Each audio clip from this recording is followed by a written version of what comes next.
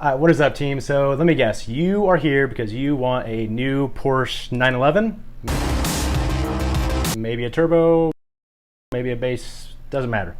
You're here because you want a Porsche 911, and let me guess, you can't get the allocation, or B, they are asking astronomical markups like California.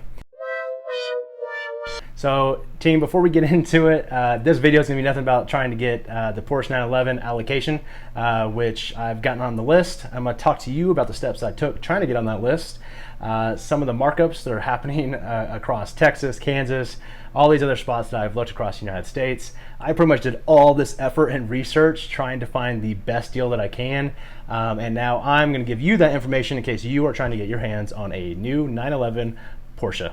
Let's go.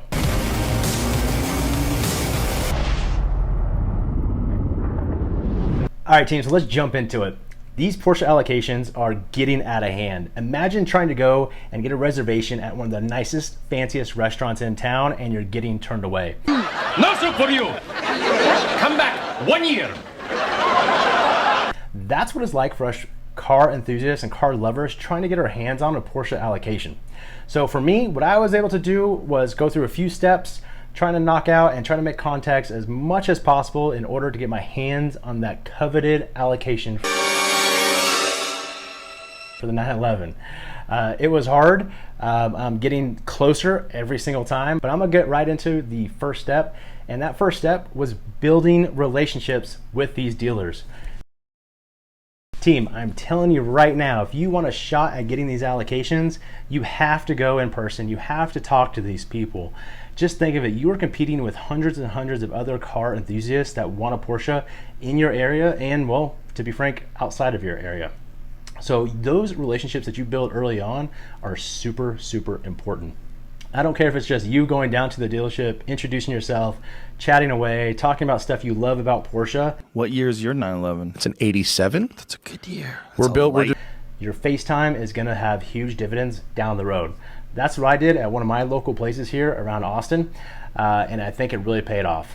All right, next step you have to do, and this is really, really key, do your research. Research the heck out of these cars. These 911 Porsches are a hot commodity nowadays.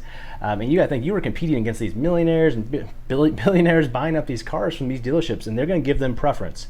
So go into these dealerships knowing what you want, what you can afford, and be realistic with yourself.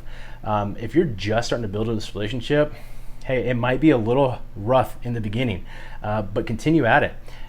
Sign up for the Porsche newsletter, sign up for your dealership's newsletter. They'll love to have your information. And then so you're better prepared when you walk into these dealerships, and you can kind of chat with them and talk about the common things that they're seeing in your area. All right, so that was our first two.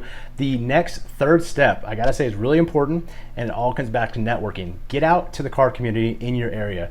Go to Cars and Coffee, go find it on Facebook, Google it, whatever it is, go to Cars and Coffee. Go to car shows that are happening. If the dealerships are having car shows, go check them out. You have to get out there and start talking to these enthusiasts and these people that just love cars and specifically love Porsches.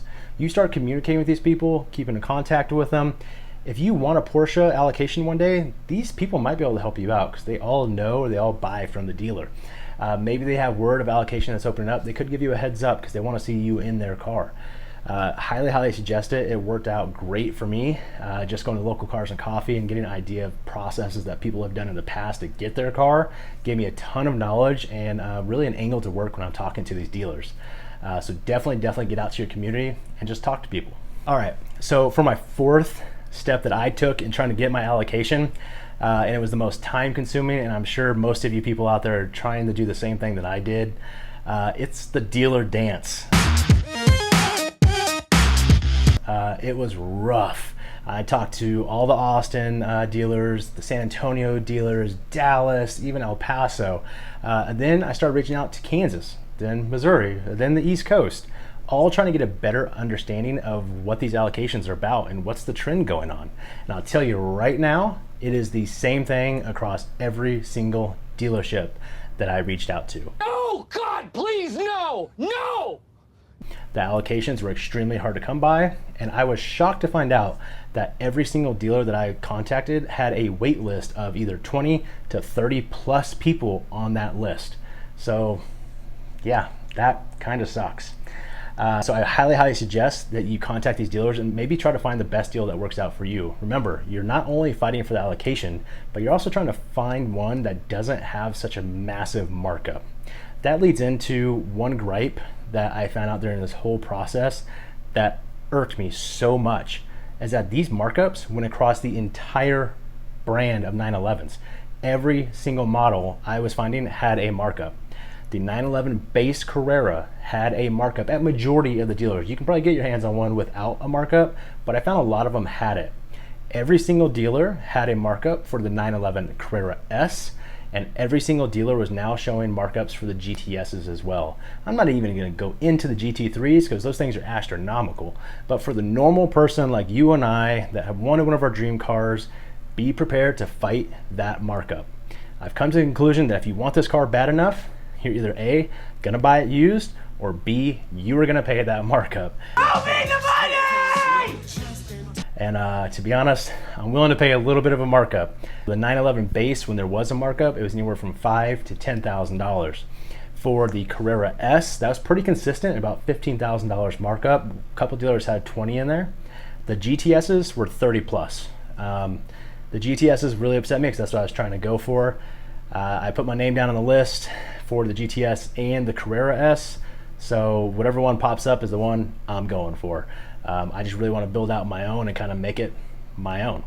I hope that's a little bit of information going to help you out when you're walking into the deal. You know what to expect. All right, my final tip, get your name on that list for the next allocation that comes out. You're waiting up to 12 to 18 months is what I was quoted for build time and allocation. So right now, put your name on the list. Doesn't matter. Maybe you don't want it. Maybe you do. Find one that you don't have to pay a deposit on, like I did. Drop the allocation, put your name in there, and cross your fingers. So right now, my name is on the allocation list for the next ones that come up. There was a lengthy group of people on the allocation list. But remember, a lot of these people are going to A, end up buying used. They're going to fall out of love with the process. Or B, they're just going to go on to a different car. Bye, Felicia. So hopefully that cuts down some of the lists that are out there. So just make sure you put your name on it. You probably will get lucky enough to actually get one either this year or early next year. So that's a wrap, folks. I seriously appreciate you staying this long. Please do us a favor, go down and hit the subscribe button. This channel means everything to me, and I hope that we can continue to grow it, and I look forward to the next video. Let's go.